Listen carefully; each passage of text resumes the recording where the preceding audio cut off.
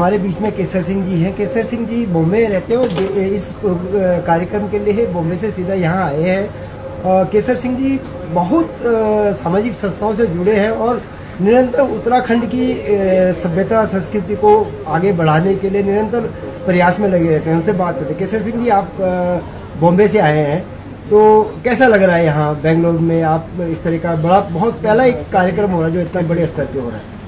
नहीं, निसंदेह बहुत सार्थक प्रयास है। और नॉर्मली जो है बॉम्बे, दिल्ली, तमाम जगहों पे तो सांस्कृतिक कार्यक्रम होते ही हैं, पर इस तरफ जो है वो हमें भी अंदाजा नहीं था। मैं भी पहली बार ही आया हूँ बेंगलोर, हमें पता नहीं था कि इतने पहाड़ी यहाँ बसते हैं। तो कई बार ये होता है कि आप कई जगह जाते हैं तो आपको लगता है आपकी आंखें खोलकर हमें आना भी चाहिए। मुझे पर्सनली ये लगता है जो भी संस्कृति कर्मी है या जो भी अपनी संस्कृति के लिए काम कर रहा है, उनको, उन लोगों को, सभी को दूसरे शहरों में भी जाना चाहिए।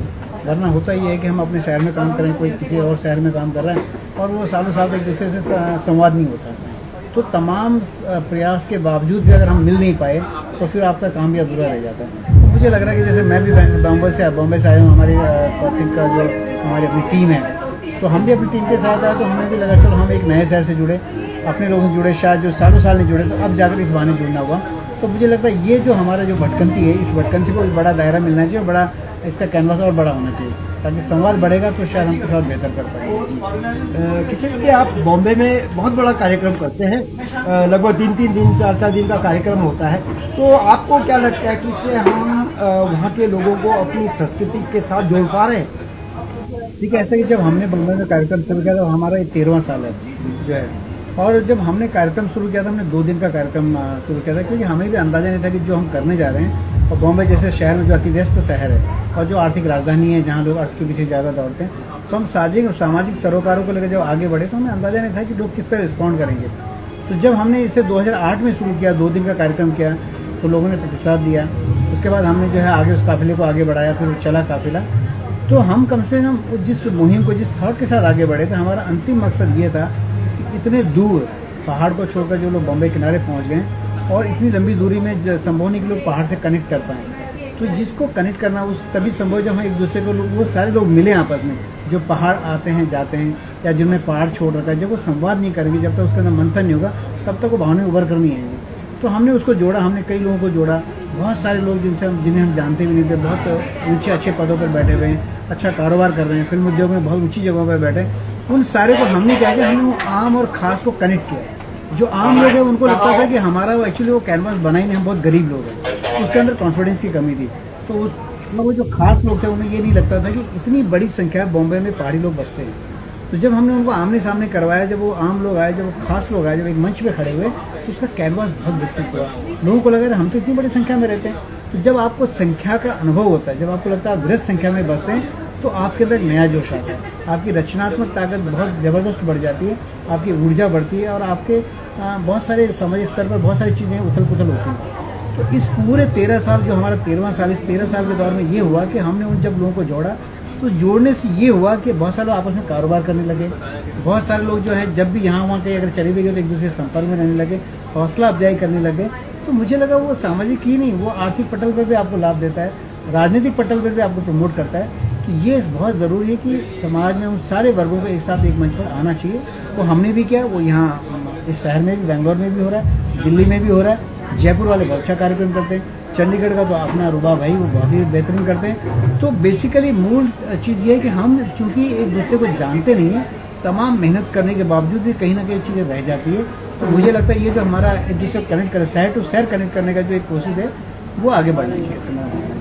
ये जो हमारे इस तरीके हम जो सांस्कृतिक कार्यक्रम कर रहे हैं, उससे आपको क्या लगता है कि जो हमारी युवा पीढ़ी जो कि पहाड़ से इधर आ गई है या जो यहीं पैदाइश हुई, जिनकी शहरों में पैदाइश हुई है, इन कार्यक्रम के माध्यम से उनमें क्या कितनी सांस्कृतिक चेतना उनमें? 100% चेतना है। जो हमने देखा है 12-13 साल से जो हमारा अनुभव है, जो और भी हमसे पहले से काम कर रहे हैं, चीज़ें बदली हैं। और आप देखोगे बहुत सारे अब जो बच्चे जो आपने नाचते गाते देखेंगे वो नए दौर के बच्चे हैं। आपने कोई कहीं इस कार्यक्रम में हो या कोई और कार्यक्रम में किसी बूढ़े आदमी को भी नाचते हुए नहीं देखा, वो सारे यंग बच्चे और उस गाने को रिस्पॉन्ड करते हैं, उनको भी लगता है और वो ज़्यादा महसूस कर रहे हैं। क्योंकि अगर मैं बॉम्बे में रहता हूँ तो मेरे बच्चे जिनका जन्म ही उस पहाड़ में नहीं हुआ, और जिनको लगता है जो जब पंजाबियों के बीच जाते हैं या जो गुजराती समाज के बीच जाते हैं, तो उनको भी तो लोग पूछते हैं कि आप किस समाज से हो।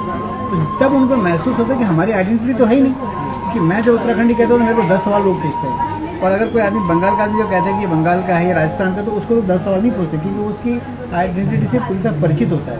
तो ये जो डेफिनेशन कहेंगे उसके अंदर पीड़ा है कि मेरा समाज क्या है, मेरी संस्कृति क्या है, मेरा पहनावा क्या है, मेरी बोली भाषा क्या है, तो वो ज़्यादा इन्वॉल्व हो रहा है। तो अपवाद हो सकता है कि कुछ लोग नहीं जुड़ना चाहते, उनकी आर्थिक मजबूरियाँ हैं, लेकिन मैक्सिमम नया जनरेशन कनेक्ट कर रहा है। और आप देखना अगले 10-20 सालों में पहाड़ में जो है उसकी वापसी होगी, पूरी ना भी हो लेकिन वो उसकी भागीदारी जरूर होगी। बिजनेस में भागीदारी होगी, राजनीति में भागीदारी होगी उसकी, और सामाजिक स्तर पर उसकी भागीदारी होगी। 100% नई जनरेशन आप देखना अगले साल में बहुत सारी चीज़ें बदलने पाएंगी। ये त्योहार इसी जरिए, ये सांस्कृतिक कार्यक्रमों के जरिए ही तबादला, ये जो है बदलाव आएगा, है ना। ये सबसे खूबसूरत माध्यम होगा। मेरे हिसाब से ये कार्यक्रम लगातार होने चाहिए, इसका आयोजन करना चाहिए, जिससे कि हमारी सामाजिक जो सांस्कृतिक चेतना है वो न बरकरार के साथ साथ आगे बढ़ती भी रहे। 100% होना चाहिए, लेकिन दिक्कत ऐसी है कि ऐसे कार्यक्रम करने में बहुत ताकत आती है। देखिए आपका समाज अब क्योंकि बहुत आर्थिक रूप से संपन्न है, किसी भी कार्यक्रम को करने में पैसा बहुत लगता है, और वो पैसा आपके अपने समाज से उतना आता नहीं जितना होना चाहिए, क्योंकि आपका समाज उस तरह पे जो है उन्नत नहीं है। तो वो जो मेहनत, कई बार इतनी ऊर्जा लग जाती है कि आदमी अपने उसके काम धंधे प्रभावित होते हैं, उसका अपना घर परिवार प्रभावित होता है। तो जिस व्यक्ति के काम धंधे प्रभावित होंगे, जिसका परिवार उससे प्रभावित हो गया, तो वो 10 बार सोचता है आगे बढ़ने के। इसलिए उस मुहिम में कहने के बीच में रुकावट आती है, आगे बढ़ता है, रुकावट आती है, आगे बढ़ते हैं लोग। लेकिन जो लोग संघर्षरत हैं उनके लिए तो बहुत सलाम है। Very good sir. 2 क्वेश्चन मैं आपसे करना चाहूँगा। पहली चीज़, दिल्ली एनसीआर में हो, बॉम्बे में हो, बहरीन हो या दुबई हो या कनाडा हो, इस तरह की हम बोली भाषा, कला, संस्कृति, रिवाज को काफी प्रमोट करने लगे हैं। क्या लगता है कि 19 सालों में जिस तरह का प्लान हुआ है उत्तराखंड से, गांव खाली हो रहे हैं, और जबकि कहा यह जाता है, जो हम लोगों ने पढ़ा है कि भाई किसी भी मतलब चाहे वो मजहब हो, चाहे वो जाति हो, चाहे कल्चर हो, गांव में बसता है।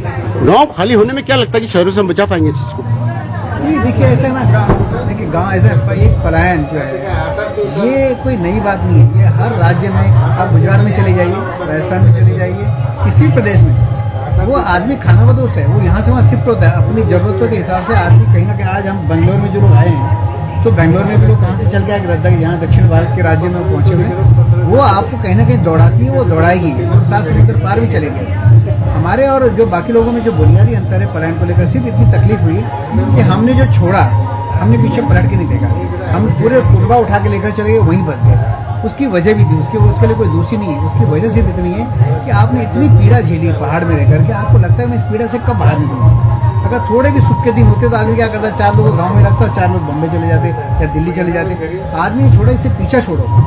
लेकिन अब पीछा छोड़ने के बाद में भी उसको अब लगता है कि नहीं, अंत में दुनिया भर के सारे स्टेटस पाने के बाद, पैसा कमाने के बाद, समाज में ऊंचा स्थान हासिल करने के बाद, राजनीति में एक मुकाम पे पहुंचने के बाद, उसको ये लगता है कि अंत में मैंने जिस जगह को छोड़ा वही तो मेरी पहचान है। अब उसको महसूस हो रहा है वो मजबूरी में छोड़ा गया था, मजबूरी में उसने पहाड़ छोड़ा था, लेकिन उसको लगता है कि मैंने जो हासिल किया है, मैं जिस हासिल करने के लिए दौड़ा था, तो वो सब कुछ नहीं है। तो अंत में अगर उस हासिल को भी अगर एक आपको मुकाम बनाए रखना है, तो मेरे को फिर वहाँ जोड़ना पड़ेगा। तो मैं अपनी जड़ों से रहूँगा, तब मेरी साथ में बरकरार रहेगी। यही कारण है कि आजकल देखा गया है कि उत्तराखंड में लोग बाग अपने मकानों को दोबारा बनाने लग गए, उनकी रिपेयरिंग करने लग गए। बिल्कुल इस बारे में आपको उम्मीद है कि भविष्य में लोग रिवर्स प्लानिंग करेंगे? देखिए मैं आपको एक चीज़ कहता हूँ, सोशल मीडिया पे स्पेशली ना उत्तराखंड का बहुत कुप्रचार हुआ। हम बेसिकली खुद कुप्रचार करते हैं इसका कि साहब आपकी सड़क खराब हो गई, या आपके यहाँ पत्थर गिर रहे हैं, आपकी गाड़ी में एक्सीडेंट हो रहे हैं। आपने सोशल मीडिया जो सबसे बड़ा मीडिया है, आपने कभी देखा कोई बहुत पॉजिटिव न्यूज आ रही है आपको? कहीं किसी ने अगर कोई खेती बाड़ी कर ली तो उसकी न्यूज बड़े कहीं से नजर आएगी तो आएगी। तो नेगेटिव प्रचार जो हमेशा आपको जो नुकसान पहुंचाता है, ऐसा नहीं कि पहाड़ में कुछ नहीं हो रहा है, प्रवासी जो आगे वो कुछ नहीं कर रहे हैं। आप बहुत सारे प्रवासी ऐसे हैं जो गांव का गांव संभाल रहे हैं, स्कूलों में अपना दान दे रहे हैं, बच्चों को स्कॉलरशिप दे रहे हैं, उनको नौकरी पे ले जा रहे हैं। हमने चूंकि हम नेगेटिव माइंडसेट में हैं, हमें लगता है वो पहाड़ बहुत ही खराब है, जीने लायक नहीं रहा। ऐसा नहीं है, बहुत सारे लोगों ने उसको जीने लायक बनाया और काम करेंगे, तो उनका काम का प्रमोशन नहीं हुआ। प्रमोशन सिर्फ मोटा मोटा हमारा सिर्फ इतना हुआ, अरे साहब पहाड़ बहुत खराब हुआ, तो पत्थर गिरते हैं, गाड़ियाँ गिरते हैं, एक्सीडेंट होता है, बाढ़ आती है, फला चीज़ है, वहाँ फसल होती नहीं। तो हमने जो नेगेटिव माइंडसेट अपना जो बना लिया ना, तो नेगेटिव माइंडसेट को उसकी वजह से बहुत पॉजिटिव लोग जो हैं उनका काम दब गया है। अगर हम उनको थोड़ा प्रमोट करें तो मुझे लगता है 100% चीज़ों में बहुत बदलाव आएगा। किसी की बात वो नहीं है, बात ये है कि यहाँ पे जिस तरह से सरकारों को वहाँ पे कार्य करने चाहिए। अगर आप देखें तो आज भी उत्तराखंड के जो भूमि अधिनियम है या जो भी नियम है, वो कानून वो भी उत्तर प्रदेश का चल रहा है। हमारे यहाँ अभी अपनी कोई भी नीति नहीं बनी है। बात वो नहीं है, बात यहाँ ये है कि जिस तरह से वहाँ प्लान का रेशो बढ़ा है, 2000 गाँव भूतिया बन गए हैं, 3000 स्कूल बंद हो गए हैं, 2000 स्कूल पीपी मोड पे देने की जारी तैयारी है, हॉस्पिटल प्राइवेट दिए जा रहे हैं। सरकारें जब ठेकेदारों को ही दे रही है, भूमाफिया को दे रही है, तो सरकार की जरूरत नहीं है। देखिए ना, सरकार का देखो, आप सरकार को कोसने से कुछ नहीं, ये बहुत आसान सा जुमला है कि मैं किसी सरकार को गाली दे दूं और मैं कहूँगी साला नालायक सरकार है। देखिए, सरकार का अपना एक स्ट्रक्चर होता है, सरकार अपने ढंग से मूव करती है, उसमें सब तरह के तत्व होते हैं, अच्छे भी होते हैं, बुरे भी होते हैं, ठेकेदारों की प्रथा भी, कुछ अच्छे ठेकेदार भी होंगे, ऐसा नहीं है, ऐसा भी सारे लोग जो है खराब सड़कें बना रहे हैं। लेकिन मेरा ये कहना है कि हमने अच्छी चीज़ों को ज़्यादा अडॉप्ट किया। सरकार, मेरा कहना है कि सरकार को हम बोल दें ठीक है, सरकार का एक बड़ा स्ट्रक्चर है, हमने सरकार पे दबाव, अच्छे कामों को करें, रचनात्मक कार्य करें। क्या हमें लगता है कि सरकार को ये काम करना चाहिए? क्या हमने ऐसा समूह बनाया, क्या हमने ऐसा पॉलिटिकल प्रेशर बनाया, क्या हमने कोई सामाजिक ऐसा संगठन बनाया तो सरकार को कहे कि ये काम करें? जब आप उंगली उठाते हैं तो आपको उस समय उसका समस्या का समाधान भी करना चाहिए। भाई आपने इसमें जो है गारा कम डाला है, आपको इतना डालना चाहिए। तो वो जो पॉलिटिकल प्रेशर बनना चाहिए था वो चीज नहीं है। देखिए, ये तो निरंकुश, अगर आपको परिवार में आप भी निरंकुश हो जाएंगे, अगर घर का कोई दबाव न रहे, बच्चों का दबाव न रहे, बीवी का दबाव आपके कमाने के लिए न रहे, हो सकता है कल आप कमाने न जाए। तो अगर कोई सीनियर व्यक्ति भी है तो उस हर व्यक्ति का एक दबाव रहना चाहिए, सामाजिक दबाव। सरकारों में चूंकि पॉलिटिकल व्यवस्था हमारी 20 साल की ऐसी रही कि वहाँ ऐसा माहौल ही नहीं बना, इसलिए सरकारें भी निरंकुश होती है। और सरकारें नहीं, सबसे ज्यादा निरंकुश अगर मैं कहूँ तो एनजीओ है, जो एनजीओ पैसे भी खा रहे हैं, काम भी नहीं कर रहे हैं और सरकार को बदनाम भी कर रही है और सारे मजे ले रहे हैं, और वो सबसे ज्यादा निरंकुश है, उन पे सरकार का बस भी नहीं है। बात तो एनजीओस की नहीं है, वो एनजीओस तो आप भी जानते हैं कि राजनीति हो या प्रमुख हो, सबके एनजीओस है, सारा फंड उसके थ्रू आता है, उसके थ्रू खाया पिया जाता है। ठीक है, हम ये जो आप कह रहे हैं वो हर आदमी अपने व्यक्तिगत स्तर पे काम कर रहा है, वहाँ पे सरकारें कहीं नहीं कर रही। उसका दो कारण है कि उत्तराखंड से जितने भी हमारे पढ़े लिखे लोग हैं वो शहरों में आ चुके हैं। वहाँ पे दो तरह के लोग हैं, मजदूर या मजबूर।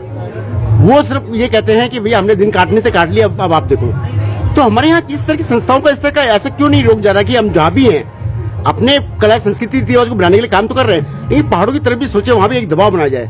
नहीं, वो 100% आप 100% दबाव ऐसा जो हमको दिख नहीं रहा। बेसिकली मैं कहता हूँ प्रचार इतना ज्यादा हावी हो गया है कि अच्छा काम जो दबते रह गया। मैं कहता हूँ बहुत सारे ऐसे काम हो रहे हैं, आप देखिए तमाम प्रोडक्ट जो है उत्तराखंड के, आजकल विदेशों में कई ऐसे लोग, आपको मुझे पता नहीं है, लोग जो विदेशों में तक कारोबार कर रहे हैं, हमारे यहाँ प्रोडक्ट जा रहे हैं उसके बाकायदा, हमारे के लोग विदेशों में जा रहे हैं, बाकायदा ऐसा अच्छी आर्थिक उन्नति कर रहे हैं। लेकिन मैं कह रहा हूँ कि हम बेसिकली प्रचार के शिकार हैं, लेकिन हमारा उसका प्रोपोर्शन आपको बढ़ाने की जरूरत है उत्तराखंड के लिए। आपकी अपनी खेती, आज देखो लोगों को लग रहा है हमारे अपनी खेती में जाना चाहिए, ये ललक ही नहीं। आपने और मैंने जो दिल्ली, मुंबई, बेंगलोर या जगह जगह जो बसते हैं, हम अपनी जिम्मेदारी क्या निभाते? मैं कहता हूँ मैं गाँव नहीं जा सकता, मेरे बस में नहीं, क्योंकि मैंने 40 साल जिंदगी बॉम्बे में गुजारा। लेकिन मैं क्या कर सकता हूँ, मेरे को अपनी भूमिका तय करनी है। मैं बॉम्बे में रहकर सिर्फ इतना कर सकता हूँ कि अपने कल्चर को जोड़ने के लिए मैं 10 और लोगों को इकट्ठा करके उनसे आपस में संवाद करें, ये मेरी जिम्मेदारी है कि उनका संवाद। अगर मैंने आप और दो लोगों को मिला दिया और आप जो कंस्ट्रक्टिव थॉट को मैंने मिला दिया, तो मैं रहूँ ना रहूँ, हो सकता है आप लोग कुछ नया करें। तो हमने बॉम्बे में रहकर हमने अगर 100,000 पहाड़ियों को अगर मिलवा दिया, अगर वो कारोबार कर रहे हैं, अगर वो खेल कूद कर रहे हैं या कुछ और भी कर रहे हैं, फिल्में बना रहे हैं, तो मुझे लगता है मैंने अपनी भूमिका निभा दी। जरूरी नहीं कि मैं मेरी भूमिका वहाँ जाकर खेतों में जाकर ही किसान का हल लगाकर ही पूरा करूँ। तो जो व्यक्ति वहाँ किसानी कर रहा है, जो नज़दीक है पहाड़ के, वो वहाँ थोड़ा सा वहाँ अपने प्रमोशन करें। आप दिल्ली में कर रहे हैं, मैं पंजाब में कर रहा हूँ, हो सकता है वो पैरेलल थॉट करें। जब एक साथ इकट्ठे होंगे आज और कल, तो 100% अच्छा करेंगे। आज आप भी कैमरा लेके खड़े हैं तो ये हमारी विधा है ना, ये हमारा हुनर है। आप उस हुनर के मार्फत मुझे अपनी बात कहने के लिए करें, क्योंकि उत्तराखंड के नाते करें। तो ये आपकी जिम्मेदारी, वो मेरी जिम्मेदारी जो मैं कर रहा हूँ। तो मुझे लग रहा है जो आदमी जहाँ बैठा कर वहाँ अपनी जिम्मेदारी निभा लेगा, चाहे कैमरे से निभाए, चाहे अपनी जुबान से निभाए, चाहे सांस्कृतिक कार्यक्रम से निभाए, चाहे पुस्तक छापे, चाहे कोई गाना बनाए, ठीक है। तो अभी भी जो गाने भी जो उत्तराखंड को लेकर प्रमोट हो रहे हैं, वो गाने भी क्यों नहीं बना, जो दिल्ली में बैठे, जो बॉम्बे में बैठे हैं, तो वो अपने स्तर पर अपना काम कर रहे हैं। तो एवरीबडी जो एक थॉट जो ऐसा बना है कि आप पहाड़ी नहीं हैं और आप कुछ नहीं कर रहे हैं पहाड़ के लिए, क्योंकि आप गाँव में बैठ के हल नहीं चला रहे। तो हल अंतिम मानक नहीं किसी सफलता का। तो आपको उसके दायरे से ये सोचना पड़ेगा कि जो जहाँ बैठा काम कर रहा है, आपको उसको रिकॉग्नाइज करना पड़ेगा। We are not recognise the effort, हम आपके एफर्ट को रिकॉग्नाइज नहीं कर रहे। कोई आदमी अखबार निकाल रहा है, हम उसको रिकॉग्नाइज नहीं कर रहे, उसको मदद भी नहीं कर रहे। अगर मैं उत्तराखंडी हूँ, मुझे बिजनेस में कोई सपोर्ट चाहिए, आप मुझे अगर मदद नहीं कर रहे, तो अगर मैं पैसे नहीं कमाऊंगा तो फिर मैं किसी के स्कॉलरशिप के लिए पैसे कहाँ से बनाऊंगा? तो मेरा मूलभूत सिर्फ इतना कहना है कि you have to recognise yourself, then only you can आप अपने आप को स्थापित कर सकते हो कि हाँ मैं पहाड़ी हूँ। आपको पहाड़ी जाना, और 100% हम ताकत के रूप में खड़े होकर देखते पहाड़ भी चले जाएंगे, सरकारों पे दबाव भी बनाएंगे और अच्छे काम भी होंगे। तो यही दबाव की बात मैं कर रहा था कि ये दबाव किस तरह से बनाया जाए। ये सामाजिक संगठनों को बहुत मजबूत होना चाहिए। और दुर्भाग्य ये है, हमारा भी दिक्कत ये है कि सामाजिक संगठनों के अंदर भी बहुत एकता बहुत लंबे समय तक चलती नहीं। ये व्यक्तिगत आकांक्षाएं कई बार जो संगठनों को तोड़ देती।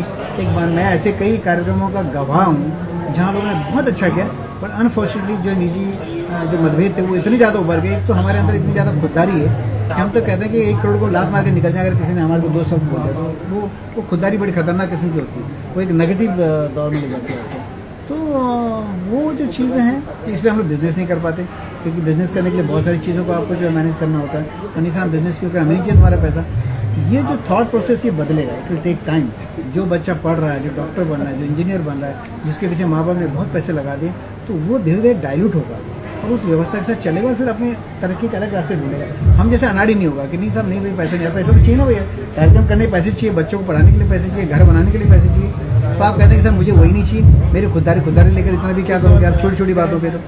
तो ऐसा नहीं, खुददारी त्यागनी नहीं चाहिए, लेकिन खुददारी को आप पॉजिटिव दिशा में रखकर एक अच्छा काम कर सकते हो, एक अच्छी कम्युनिटी खड़ी कर सकते हो। सर आप एक लास्ट क्वेश्चन आपसे, चकमदी पे क्या करना है आपका?